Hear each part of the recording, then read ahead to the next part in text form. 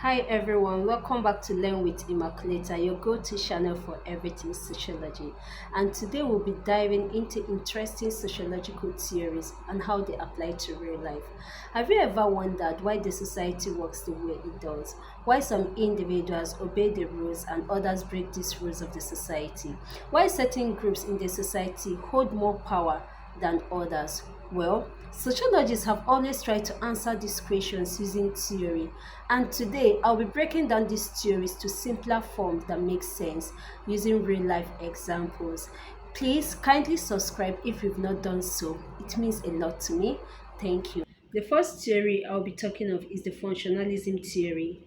Emily Durkheim is known as the founder of functionalism theory, although authors like Robert Gamerton, Herbert Spencer, and Talcott Parsons are associated with this theory.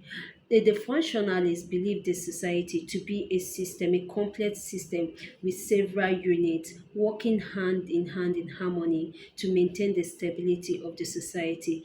They believe that the society is just like the human body, where you have several parts of the body working together to maintain the stability of the body. And if there is a disrupt in any part of the body, it affects the other part. That is how the society is. Let's assume that there is a disrupt in the family system. It in turns affects other institutions in the society, and that is what functionalism is all about. The society is just a system, a complex system that is made up of institutions like the family, the educational institution, the religious institution, and all these institutions are working in harmony for the functioning and survival of the society.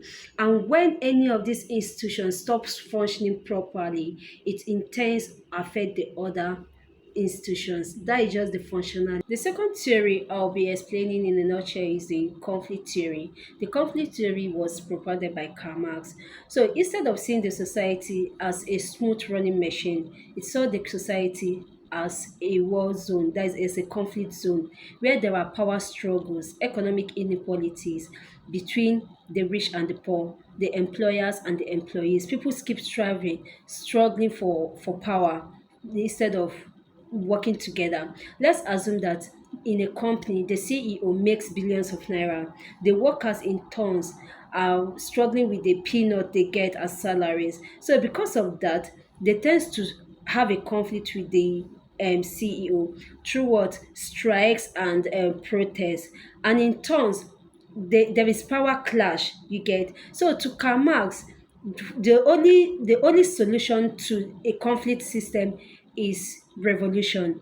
That is just it. So the conflict system is the opposite of the functionalist system, that there is no run a smooth running of the society. What we have in the society is conflict. People are struggling, the rich keeps getting richer, the poor keeps getting poorer, and that is just all about the conflict system in a nutshell. Power struggle. So the third theory I'll be talking about is the symbolic interactionism, propounded by George Herbert Mead.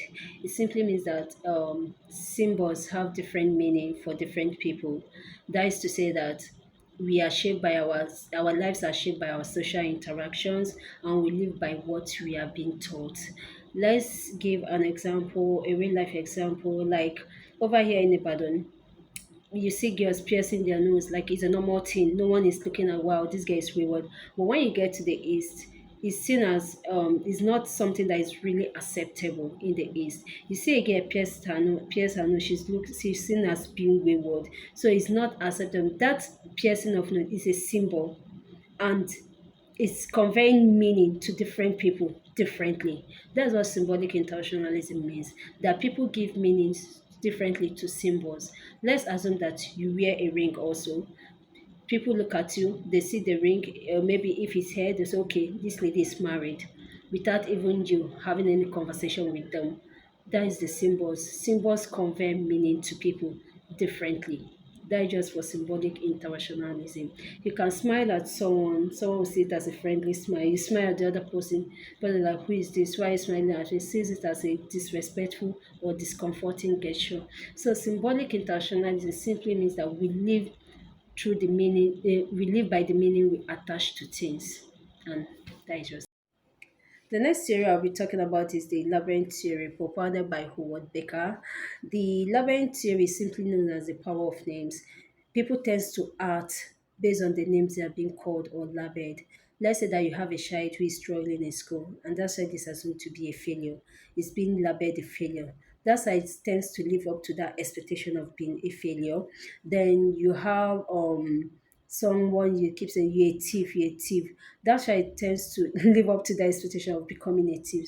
So too many times people live by the names we label them. So this applies to every aspect of life, both in relationships, in school, at church, whatever you label someone. There's tendency that the person will live by that labeling. That is for labeling theory. So be careful what you label someone. You have a child, don't start telling the child, you're stubborn, you're stubborn. That's how it grows up and becomes stubborn. The other theory I'll be looking at is the social exchange theory propounded by George Homers. The social exchange theory simply sees relationship as transactional. That is to say that why do friends stay in relationship? Why do people exchange in relationship? Why do they engage in relationship? It's because of what they tends to benefit. That is the cost and benefit. You will see your friend that supports you emotionally is because of there's a benefit that you tends to stay with the person. So people tends to associate themselves because of what they tends to get from whoever they're associating themselves with. So that is what this theory is all about. That relationships are transactional, and that is it. People will say friends with benefits. That is it. The next theory I'll be talking about is the feminist theory. The feminist theory simply challenges the gender-based inequality in the society. Why are men and women treated differently in the society? You go to a workplace, women earn less than men in the workplace, despite having the same occupational qualification. Also, some cultures expect women to do house chores while men should go out and work. So this feminist theory challenges the inequalities in the society and pushes for gender equality in the society. That is all. So today we'll be ending it here. Please kindly subscribe if you've not subscribed to my channel. Next week we'll promise to bring you another interesting topic in sociology. Thank you for being here. I love you.